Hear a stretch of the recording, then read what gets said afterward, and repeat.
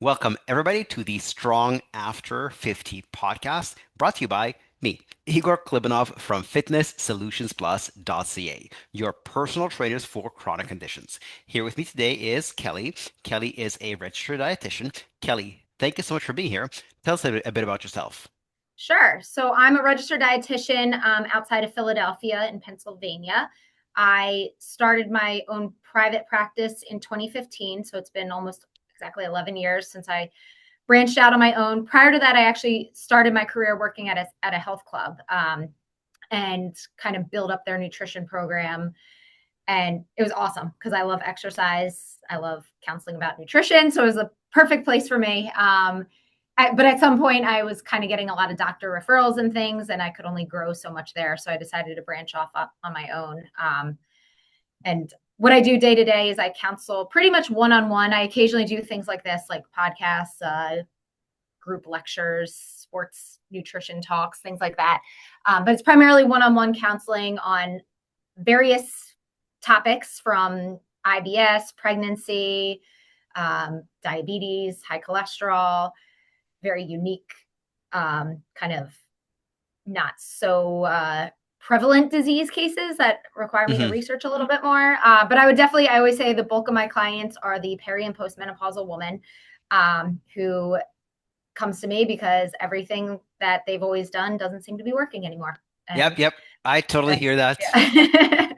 yeah. That's actually So, why I published two books on that. One is called Mastering okay. Menopause, and one is called Why Your Belly Fat Won't Go Away After 50. Okay. Yeah, there Yeah, you go. I totally get it. And speaking of menopause, perimenopause, what are some of the most common nutrition myths around this time of a woman's life? Yeah, so I find that I guess with nutrition, like I feel like a lot of women think that weight gain's kind of inevitable, that they're doomed, that they're just going to keep gaining weight.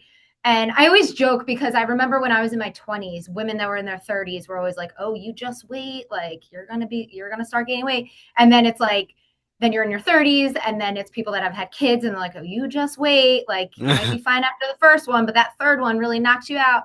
And I haven't found that to be true. And I have a lot of clients that found that not to be true. I have women in their 60s that haven't gained any weight that are fit. So, I mean, I always stress with clients like you only gain weight if your calorie balance is Yes. out of line. So, if you're not eating too much and you're not eating excess calories, you're not going to be gaining weight. So, you shouldn't see weight gain. Um, so, I think that's a common myth where people think they need to like really reduce their calories. When not for everyone. I think a lot of women also think they can't eat any carbs um, because that's just going to make their bellies grow even more. Um, I know a lot of women think like, oh, it's just because I drink wine. And I don't like to tell clients this, but I've had a lot of clients do dry January or give up wine, and they're like the one glass of wine or 1 to 2 glasses of Yeah. wine a day. And generally, most people don't see great weight loss from cutting that out, unfortunately. I mean, I'm all about cutting it out, but I don't really see that as the main problem. There's too many other components of their diet or lack of physical activity, I think, that are contributing. So Oh I yeah, think they like 100%. narrow in, yeah, too hard on certain items when they need to look at the overall picture. Yep, yep, totally. I think at the end of the day, there's really only two things that matter for fat loss. That's calories and protein. Correct. Um, Yeah. and I mean, beyond that, for general health, I'd also include fiber in there. But just for Yeah. fat Yeah. loss, those were the big two. And that I mean, a lot of people don't understand that it's not just the metabolism. That's not the only source of caloric expenditure. There Right. are three other sources of caloric expenditure. One is exercise. Um, One is the thermic effect of food, and I know Mm-hmm. you know, but for viewers Joe watching this who don't know what Yeah. that Yeah. is, whenever you eat food, you use some of those calories, usually about 10%, to process the food you just ate. But then the last one is the wild card, and that's NEAT or NEPA, Yeah. N-E-A-T, yeah, which is NEAT stands for non-exercise activity thermogenesis. NEPA is basically the same thing, non-exercise physical activity, and these are small movements you do throughout the day that are not planned exercise that still burn calories. And the research Yeah. shows that after menopause, it's not the metabolism slows down to a great extent. It's neat that for the women who gain body fat, that's their knee tanks. For women who Yeah. don't gain body fat, their knee doesn't tank. But Right. it's not the metabolism. Um, Yeah. I right? mean, I always joke. And it's not even a joke. I tell people before I had. So I have three little kids. They're 2, 4, and 6. Yeah. I said before I had kids, I thought I was really active. I ran all the time. I worked out. I walked a mile and back to work. Like I was active, but Yeah. I would sit on the couch for 20 minutes at a time. Right. Now that I have kids, I am up like like someone pooped, someone needs this, someone's like, so you're constantly like, I literally don't sit anymore. So I would imagine once they're a bit older, like my activity level is going to go way back down, Yes. because I'm not just spontaneously getting up for whatever reason. Yes, yes. And Yeah. so and exactly. And so a lot of women when they say when I got older, I my metabolism slowed down. So that's a misattribution for why they gained weight. Their Mm-hmm. research shows that metabolism is very stable from ages 20 to 60. And Yes. only after Yep. 60 it slows down by 4% per decade, of which of the 4%, 3 are due to a loss of muscle mass. So 1% is really Uh-huh. due to aging. Um, and Yep. so, is it really the metabolism slowed down, or is that women became more sedentary as they got older? Partially, yes, Mm-hmm. their kids got older, so they didn't run around as much. Yeah. Partially, with advancing age, also come advances in career, um, Mm-hmm. and partially it could be that earlier in their career they were more active, and then with greater seniority in their career, they got more desk jobs, so it paid more, but they were also more sedentary. So like which one is it really, right? Mm-hmm. And the research shows that like 7,000 is very, very stable. Yeah. Yeah, yeah, totally. Yes. And Yeah. It's so fascinating. I mean, that's what I tell all my clients, like I've scoured the research, I've listened to every webinar and podcast on the topic, and it seems to be exactly what you're saying. Like all the research shows that, I mean, yes, after menopause, the hormones prefer to put like they more direct any fat you're going to gain, it's going to be directed to your belly, whereas yeah, previously it was more evenly distributed. So it's very noticeable. Like one of the podcasts I listened to, they said the women that struggle with it the most are the ones that have always had a flat belly. yeah, And I see that with my clientele, like women that have always had a little more fat, like they don't they're not that notice they don't notice it that much, yeah, but yeah, women that have always been super thin and now they have a little pudge, they're totally not okay with it. exactly. But yeah, I mean, I say like all the research shows that lack of you become more sedentary, most women lose lean muscle, um, and then the hormones are just distributing it at your belly more, so yeah, it's the perfect storm of events. Yeah, yeah, exactly. And then women often wonder, well, why is it when I was younger, fat went to my buzz and thighs, but now that I'm older, postmenopausal to my belly. And largely, it's not so much that the amount necessarily changes; it's the redistribution of where it goes. Yeah. And it's largely a matter of hormones because during menopause, estrogen tanks 90%. It goes down 90% in 2 years. Testosterone also drops, but not 90%, only 10%. Mm-hmm. So there's a more testosterone dominant hormonal profile, and that's why the testosterone more testosterone dominant hormonal profile has a preferential fat storage for belly, just like dudes. um, Yeah. and so, what are some of the biggest nutrition mistakes you see women over 50 making? So I think I see a lot where women, and you hear this, and I talk to personal trainers, and they're like, that can't be true. But I see a lot of women that are like eating nothing. Yeah, I mean, I have women who are clinically by BMI like obese, but they're eating like 1,100 calories a day. yeah, Uh, so I increase their calories with more fiber, and that's the thing. I think a kicker is these women aren't getting in much fiber, hmm, and fiber is filling. Fiber helps feed the gut microbiome, which there's a ton of research coming out about how that plays a role in how much fat you gain. Um, so I do think they're under eating. So they're under eating protein, they're under eating fiber. They're just not eating enough to make their body work optimally. Somewhere I read that someone once said that like the most efficient, the healthiest body, you eat a lot and you move a lot. Like, yeah, it's like a perfect machine. Like yeah. you Eat more, turn it move off. more. Yeah, yeah, Yeah, exactly. exactly. Um, and so I think like not eating enough fiber, protein, and total calories is a problem. Um, and what else do I see? I mean, I see all sorts. I think a lot of women are afraid of dairy, which during that time of life, I think it's especially important to make sure you're getting in enough calcium through food. Because the research has been a little mixed. I know years ago there was a big statement out that health professionals should not recommend calcium supplements to postmenopausal women because it didn't decrease the risk of fractures and Yeah, increase the risk of heart attacks and kidney stones.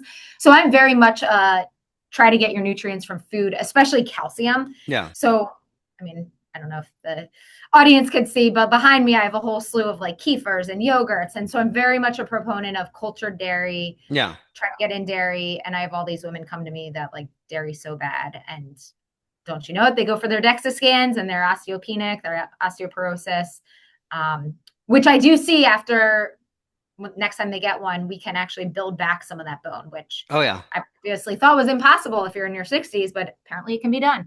Yeah, yeah. So I wrote two other books about osteoporosis. Both are literally titled Osteoporosis Reversal Secrets. And it Okay. absolutely can be done because the old narrative used to be you build bone in your teens and 20s, you plateau Yeah. between 18 and 30, you hold steady until about 40, 42, and then you decline slowly until menopause and quickly after menopause. Yep. That used to be the old narrative. Um, but then we have to be a little more precise with it. Like, what's the speed of decline? Because every woman gets older, but not every woman gets osteoporosis. Mm-hmm. So, what's the difference in the speed of decline in bones between women who do get osteoporosis versus those that don't? The women who don't get osteoporosis, they lose bone at about 1% per year after menopause. Women Wow. who do get osteoporosis, 3% per year after menopause. Um, but it doesn't have to be that way. There are a bunch of lifestyle factors, especially exercise, nutrition, and certain supplementation Yep. that can, and not necessarily calcium supplementation, that can Right. really, really build back bone. In our cases, a typical bone gain for us would be between 3 and 7% in 1 year. Wow. And it's somewhere between 5 and 11% in a 2 year span. Um, Jeez. and that's just a gain. That's not stopping the loss, which would already be good. That's an actual gain. That's literally setting the clock back, probably about 3 to 7 years, somewhere there. Um, Wow. so bone can absolutely be gained, and the worse the bone density is, the starting bone density, the faster bone is gained. Great. So yeah, very, very doable. That's great Um, to hear. yeah, Yeah. yeah. I know we talked about it, we briefly touched on it earlier, but are there foods that people unnecessarily fear after 50? Yeah. So yeah, so dairy would be one. And this is kind of in general. I see a theme. It's not necessarily just after 50, but for whatever reason, gluten. Yeah. Um, I'm not really sure why that's a. I tell people yes, obviously, if you have celiac or some like major gluten intolerance that you've definitely noticed negative impacts when you eat it, sure, avoid it. But Yeah. I see too many people avoiding it and then they're eating gluten-free products, which I say most of those are just crap. Yeah. Like they're low fiber, they're not even, it's like tapioca starch with whatever filler, and they're not even real food. So I mean, I love when clients eat farro and quinoa and incorporate whole grains into their Yeah. diet because, again, I think those help keep people full. And I do see that a lot with the postmenopausal women. They're not eating the grains.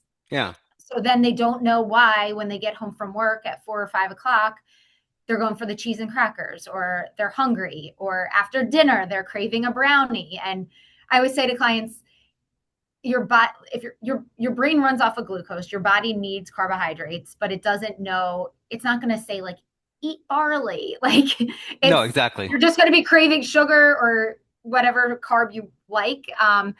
So if you preemptively like add the grains earlier in the day, like I'm a big advocate of oat bran for breakfast, but I have people bump it up with more protein to kind of like Hmm.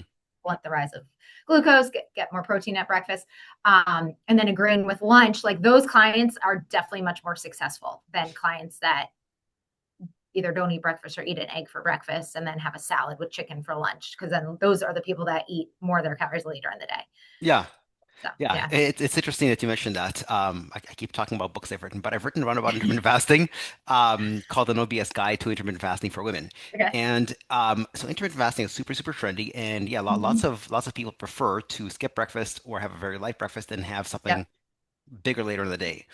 Yep. But the devil's in the details. Intermittent fasting works better when you actually have a large breakfast and smaller Correct. lunches and Yes. dinner. Um, Yep.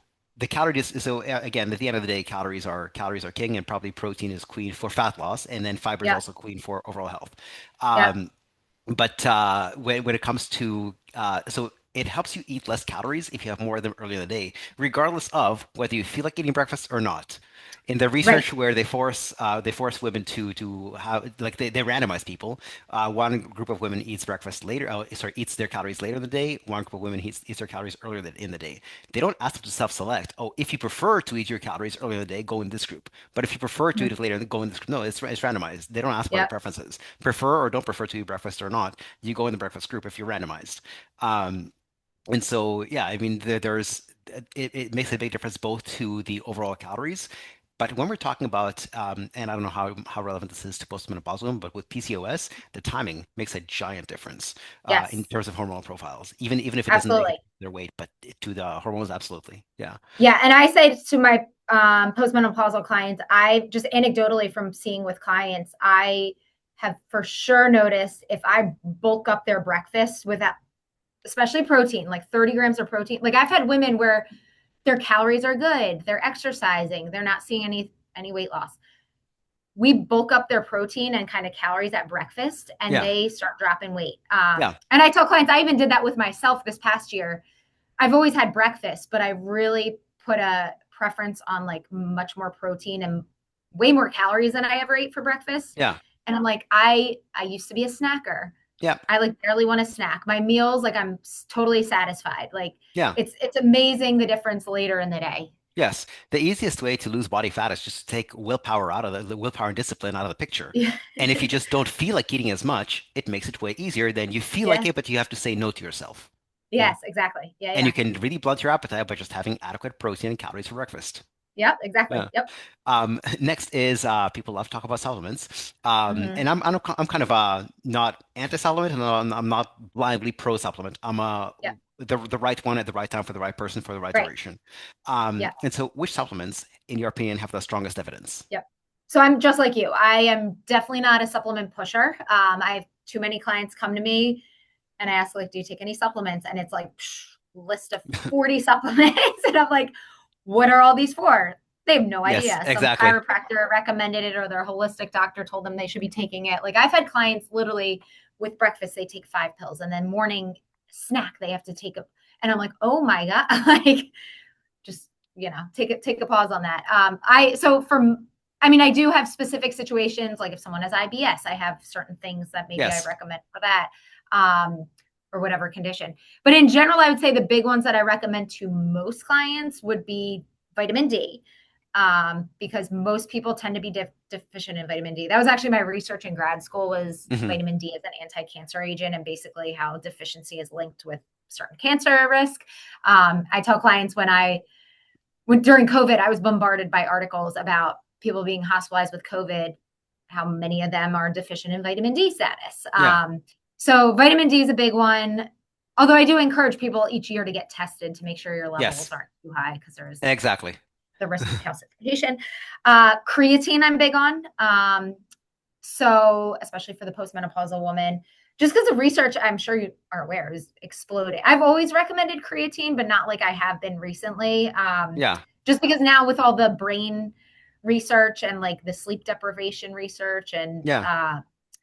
concussion prevention and things like that, I think I don't really see any reason not to take it. Yeah. It's hard to find anything why you wouldn't take it. Um, Magnesium. So typically, I'm talking to people about sleep. So usually, magnesium glycinate and L-threonate I Hmm. recommend for sleep. Um, and from my clients, it does seem to be that they do help. Occasionally, I have people take citrate or oxide, if they have trouble with their bowels, just to Yeah. help keep things moving there.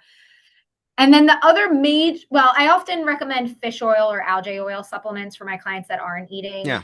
fatty fish at least twice a week.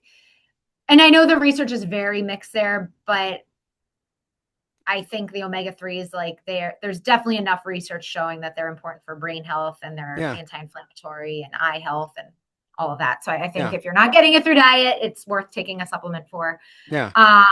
And lowering triglycerides. That's strong research there. And then Yes. the last one would be any of my clients on statins. I recommend ubiquinol, because that's the active Yes. form of CoQ10, CoQ10. which seems to be, yeah, helpful for that.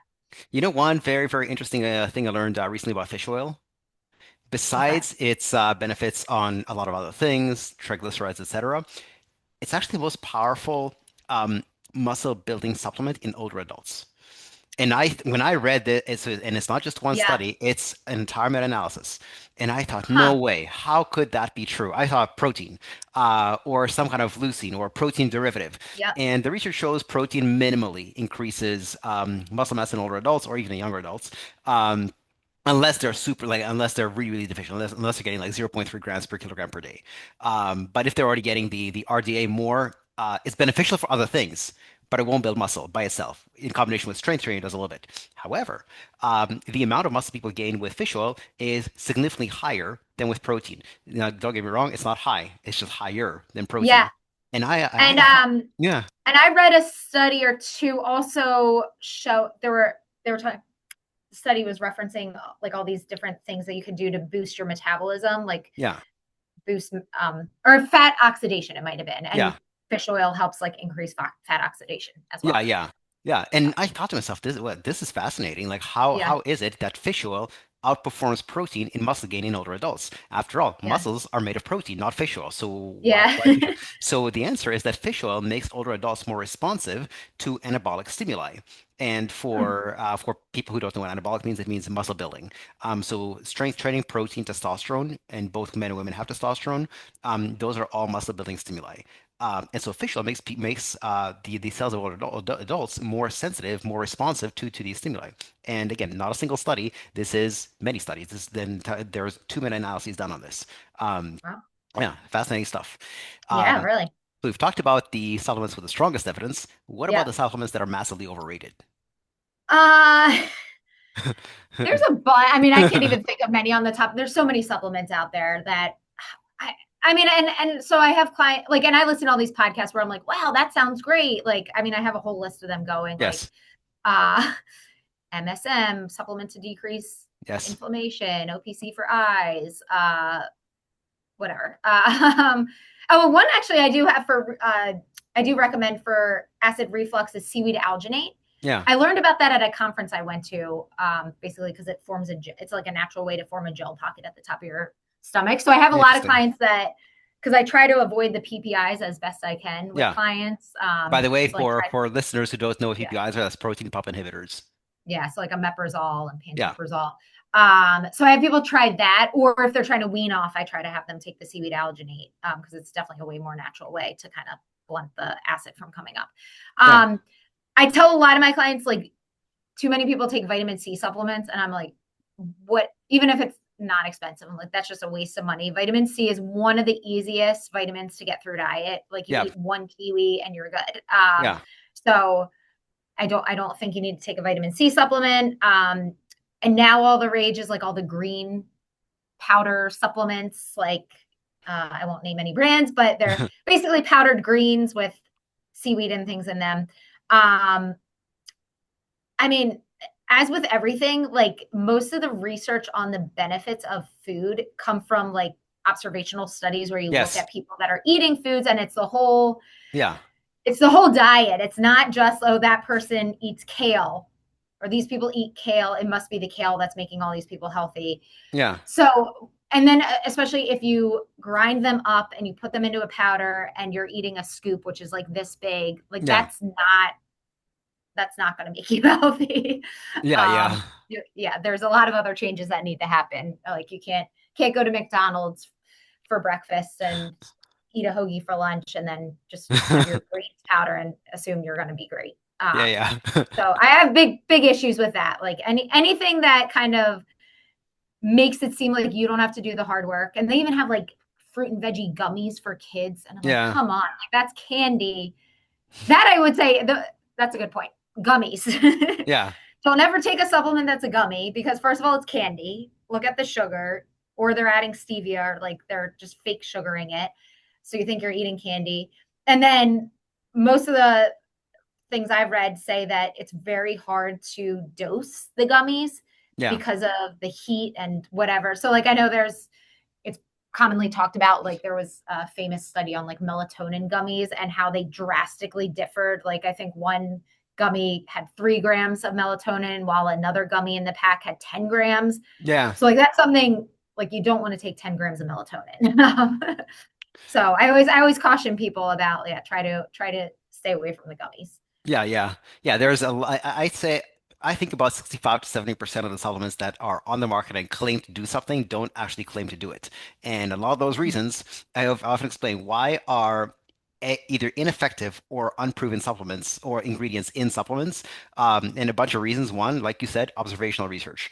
Yep. Observational is not interventional. Yep. Correlation is not equal to causation. So you need randomized controlled trials, ideally placebo-controlled, to figure out does an ingredient do what it says it'll do. Second of all, um, the studies might use a certain dosage, but what's actually in supplements is a different dosage. Hmm. Delivery mechanism in supplements, they Yeah. might actually inject it. Um, right. Yeah. But for example, the best example of that is hyaluronic acid for arthritis. In clinics, they inject hyaluronic acid into arthritic joints, but there are no supplements that you can use to inject yourself. Supplements are Hmm. usually pills, powders, etc. Hmm. So all these things matter, and sometimes they just look at it in petri dishes or mice or rats. But Right. a basic principle of science is that you can only generalize to the population studied. You can say it works in mice, and you can give it to your pet mouse if he's arthritic, or diabetic, or whatever, or menopausal. Yeah. Yeah. Um, but you can't generalize from mice to people, or Correct. rats to Yeah. people. Although some people, Hmm. but yeah, exactly. So I think yeah, 65-70% of the supplements out there don't do what they say they'll do. At least not in the dosages in dosages or forms in that package. Right. Um, Right. Speaking of supplements, how should people evaluate supplement claims? Um, I mean, ideally, people would do their own research. So I tell people try, or like maybe I'll send them the studies on like, because I might recommend a supplement and be like, there's good studies on it, and I might not share the study, but I'll like send an excerpt of like the dosage of it, Yeah, and then you need to make sure that your supplement has that dosage that has shown to be therapeutic in whatever study. yeah, Um, you also want it to be third party tested, ideally looking for like the NSF or yep, USP symbols on the package, because that's just verifying that whatever the company is saying is in the pill should be in the pill in the quantities that they're saying. yes, Like you go on Amazon, there are thousands of supplements that don't have any third party verification. So you're just trusting that this, yep, whatever you're taking is what it says and that it has the amounts that they say is in it, but they could be putting maltodextrin, which is just a yeah, filler in the pill because FDA isn't testing it. So like, what do they have to lose? yeah, exactly. They're making money off of it. People are buying it. So, Yeah. um, yeah, I explain to people that supplements and medications are have completely different safety standards. yeah, Medications are assumed dangerous unless proven otherwise. uh-huh, Supplements are assumed safe unless proven otherwise. yeah. And so nobody's Crazy. right, exactly. So exactly, like you said, could be just maltodextrin or some other kind of cheap filler with nothing in it. Yeah, But the label says it's got stuff in it and it's certain dosages. And yep, unless it's yep, third party tested and verified, that may not be true. yep. Yeah, that's the Wild West we live in terms of supplements right now. Totally. Now, if someone is listening to this and they're 60 years old and they want to feel dramatically healthier 1 year from now, where do they start? Wow. Okay. I mean, my tip with everyone is, at least in America, and I'm sure it's the same in Canada and other countries, I think like our obesity epidemic, I think the unhealthfulness of our country is due to convenience. Yeah. So I think like it's easy to just run out and get food, or it's less work to not exercise. My line is it's hard work to be fit and healthy. Like it Yeah. takes time to go grocery shopping and prepare your food. It takes time and work to actually exercise. So I think I tell people like you need to start putting in some work. And as far as diet, a little bit of food prep can go a long way. So you will start to feel better if someone is eating out for most of their meals or throwing in like a frozen pizza for lunch or whatever. Like even if you just start making a turkey sandwich, even though it's like processed meat and Yeah. ultra processed bread, it's still going to be way healthier than if you ate out or you Yep. heated up something frozen. So I think preparing your own meals, tons of vegetables. Anyone that comes to me knows that Kelly is like, I kind of recommend an absurd amount of vegetables. And I'm always like, you're not, even if people are coming and they're like, oh, I eat 3 cups a day, I'm like, try to eat more. I really do believe that eating tons of vegetables is the key to health. My clients that start eating tons of vegetables, they start losing weight really easy. Because I mean, I tell people if you're eating 5 cups of vegetables, that's 5 cups of food in your belly displacing other foods you would be Yes. eating. So you're going to get Exactly. fuller, you're going to get the nutrients, you're going to get the fibers, you're going to get the prebiotics that are feeding the probiotics. So Yeah, my line to everyone is like, if you hear nothing else I say, it would just be start eating tons of vegetables. And I don't even care. Like, they could be a bag of frozen broccoli or spinach, and you just Yep. heat it up in the microwave. Like, I'm okay with that as long as you're getting it in. Um, Obviously, organic would be ideal, but it's not available to everyone. And my thought is, even if they have pesticides on them, you're eating lots of vegetables, you're going to have more antioxidants. Your body's going to be more able to fight off whatever negative oxidations coming into your body. So, Yeah, yeah. Every food yeah, has a benefit and a drawback. And yeah. eating vegetables and some fruits that are not organic, the drawback, of course, is the pesticides, but the upside way like the fiber, the antioxidants, etc., way Mm-hmm. outweigh the pesticides. Correct. Um, Yes. so totally. Now, we've talked about supplements extensively, but what's one thing people waste their money on besides supplements? Um, Eating out. Yeah, So I absolutely. had a client. So this is the interesting thing. So now we have all these GLP-1s. I have so many clients that are not on these and they're dropping weight like crazy. So I talked to a guy yesterday, one of my clients. He's like mid 30s. And in the past couple of months, by last 3 months, he's dropped 20 pounds. Right. And I'm like, wow, what have you changed? And he's like, well, I started doing what you've been nagging me to do, which he used to eat out for lunch every day at work. He Yeah. would go out, get whatever, Chipotle or whatever.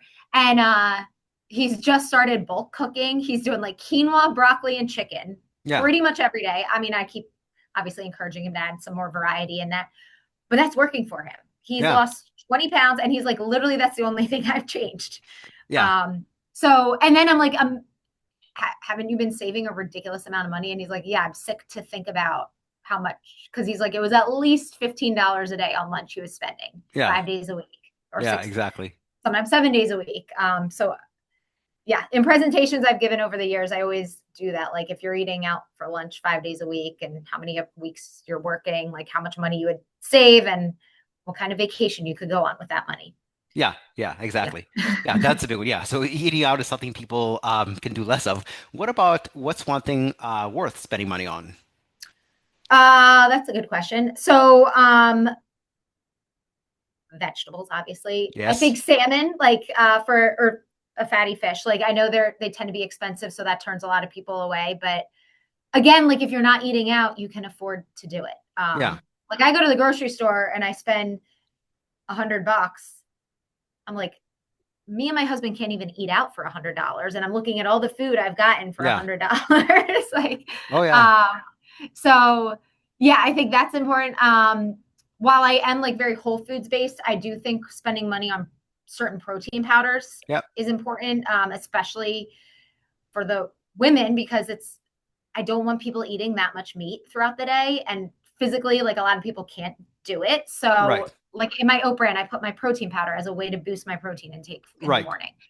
So I do think those are valuable to spend money on. Like Yeah. Yeah. certain, the protein, the creatine, I think those are worth spending a little bit of money on. Yeah, totally. And whenever anybody complains that this ingredient, like salmon, for example, is expensive, Yeah. well, you can see, being healthy is expensive, but being sick is much more expensive. Oh my gosh, yes, I use that line. Like, yeah, I'm like, if you were to become diabetic and spend money on your diabetic meds or have to have surgery for whatever, yes, that, or you're out of work because you can't walk. Yeah, Yeah, that's gonna exactly. down the line. You're gonna be spending a lot more. Yeah, and consistently in happiness research, when researchers try to figure out what is it that makes people happy, but being healthy. Now, if somebody's healthy to begin with, they don't have something to compare it to. But if somebody was Mhm. unhealthy and they became healthy, they're like, "Wow, I wish I did that 5 years ago." Oh yeah, for sure. Yes. Yeah, yeah, Yeah. No, and I see with all my clients, like once they start eating healthier, they're like, oh my gosh, like my energy is so much better. I'm sleeping so much better. Like literally everything improves. They're in a yeah, better mood. And we probably don't even have time to get into the research on um, like mental health and just the effects of how eating and exercising have such a dramatic effect on your mood and anxiety and everything. yeah, yeah. Totally. No, it's the implications are far-reaching. Yeah. Yep. Second last question: have you ever changed your mind about nutrition? Yes. Yeah. Not not too much. I mean, I've generally over the past decade or so generally trended similarly with my recommendations. The one thing that is noticeable that I have changed is in my early career, I was definitely not a big protein advocate. Yeah, Obviously, I wanted people to get protein. I just didn't know how much protein that people needed because now right. the research is exploding on it. So I did in the past like say to people like I think you're eating too much protein and like we need to decrease that. Whereas now I definitely am eat more protein. My recommendations on eggs have changed a little bit. Like again, 10 years ago, I was trying to really limit people's egg yolks. I thought the yolk was healthy, Yeah, but the research was very mixed on diabetes and blah, blah, blah. yeah, And even back then, I didn't think that cholesterol was the issue, which the research has kind of yeah, debunked. Like if you eat eggs, your cholesterol is not going to go up.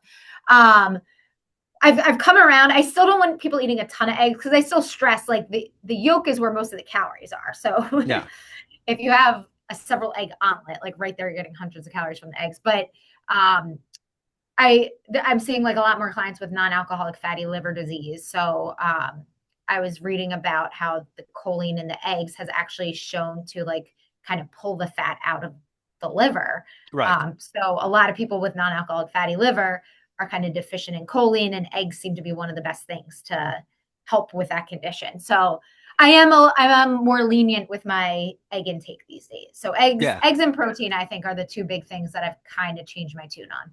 Oh yeah, no, very, very important things. And it's funny how Yeah. they keep going back and forth about eggs. Of Yeah, so that's why I'm yes, still not like eat tons of eggs because I still feel like it's yeah, we I don't know. It's unclear. yeah, yeah. That's kind of the conclusion of the research. More research is necessary. Yeah, yeah, exactly. Yeah. And lastly, how can our viewers and listeners get in touch with you? Oh, great.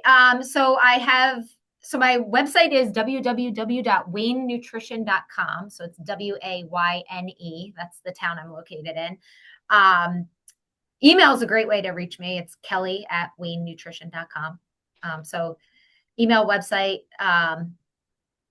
those are probably the best ways.